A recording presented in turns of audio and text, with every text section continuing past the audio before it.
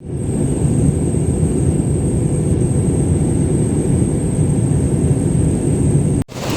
I'm back at the airport, and the first thing I did was fill my water bottle. It's not too busy. I got through security really fast. Come on board. I don't even know the flight number. We're going to Atlanta.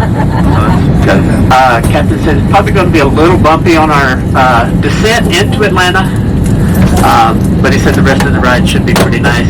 Since we are getting off a little bit late this morning, I did ask him if he could drive it like he stole it up to Atlanta and land it like he owns it.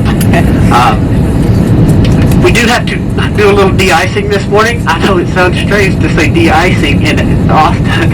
If you are sitting in the aisle, please, when we bring these beverage carts out, please do not lean over with your head, shoulders, elbows, knees, or toes.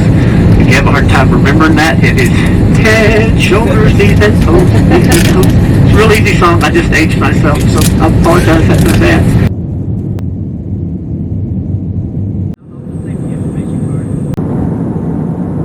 As long as they are properly secured.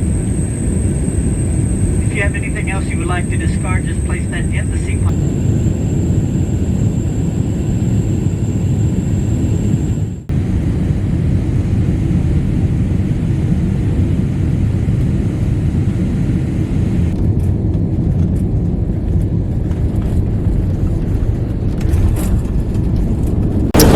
Okay, I'm stuck in Atlanta.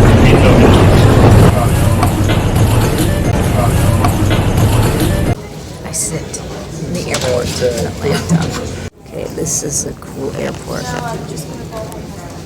It's got all this information about Atlanta, I'm sure, in foreign languages, probably for all the settlers who settled here. The founders, I don't know, it's really cool. It must be a downtime here at the airport, like all the flights have left and all have come in. Pretty quiet. Oh, E12, huh. Okay, yep, it changed on the app. I wish they'd send me a notification when there's a gate change. Okay, here's one view from the airport window. There's stacks of buns there. Do you think they are going to be used? Or they have been used? I mean, not used, but discarded. I got up very early this morning to catch a flight from Austin to Atlanta. As you can tell, the audio quality of this video was really poor. There was so much background noise, but this is where I explained what was happening and why I was stranded in Atlanta. On my first flight from Austin, there was a wee bit of a delay, but when we landed, they announced that they had made up the time, all but 5 minutes. However, as soon as I turned on my phone, I saw that my next flight was boarding. I knew there was no way I was going to make it there in time. Here's the thing. I was sitting in the very back of the plane, and this plane was a big plane, and it took forever to unload. But I got off the plane, and I made a mad dash down one concourse, took a train, and then had to go all the way to the other concourse. The door to the gateway was closed. Yes, it was.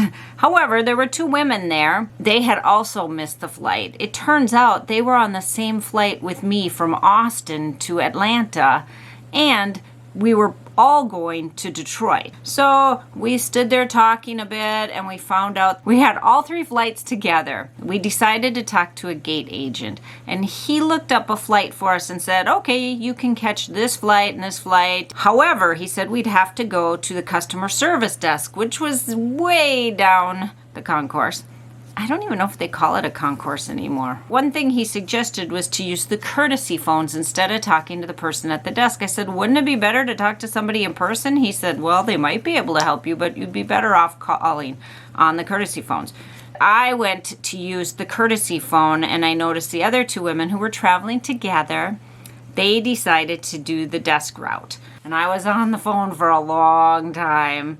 There was no way they were going to get me from Atlanta to the airport in the UP that day. No way they were going to do it. So my next option was to spend the night in Atlanta and catch a flight the next day. I told the woman on the phone, I have no place to stay here in Atlanta. So she was looking into seeing if they could give me vouchers for a hotel. The only option that would get me anywhere near home would be to fly to Green Bay. However, they just fly you to Green Bay and then you're stuck trying to find transportation home. I had nobody who could come pick me up. It was just trouble. So I was looking into flying to Milwaukee. And while I was waiting for her to see if they would do that, the two women who were on the plane, they came up to me and they told me that they had rebooked to Green Bay, and from there Debbie's husband was going to drive to Green Bay and pick them up, and I was welcome to ride with them. They offered me a ride, a complete stranger. How cool is that?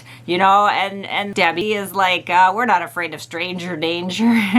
We're practically family. We're Yoopers. I debated then. I thought, oh, I don't want to put them out, and they assured me it wouldn't be putting them out. They were going to be driving that direction anyway. And then I remembered my first flight.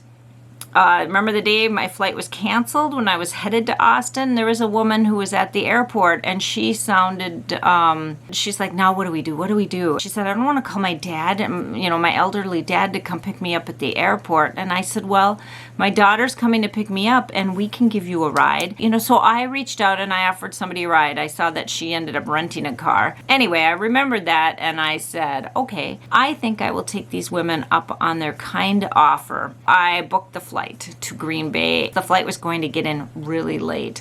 I don't know, 12:30, 1 o'clock in the morning. So they offered me a ride and I gratefully accepted it. I don't know if they thought I would or not, but I did. I took them up on their offer. If you had any doubt, let me assure you that there are still good people in this world. Okay, I had a gate change sometime while I was here.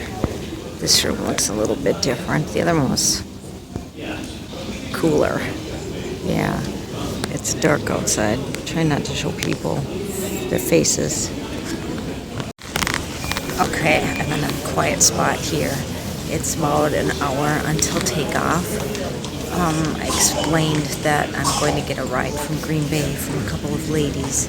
They found the gate. They're sitting way up near the gate. I'm way at the back, as you can see. But that's okay. You would think it would be nice and relaxing having nothing to do, but no, not so much.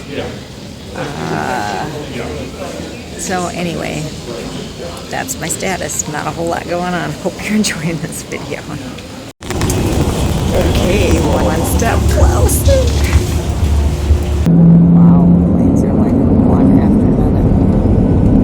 Eventually, we met up at our gate to catch the flight to Green Bay. And when we got off the plane, they were super nice, super nice. I am so grateful that they reached out and they offered me a ride. And you know, this world, sometimes you wonder about people, but there are still good people in this world.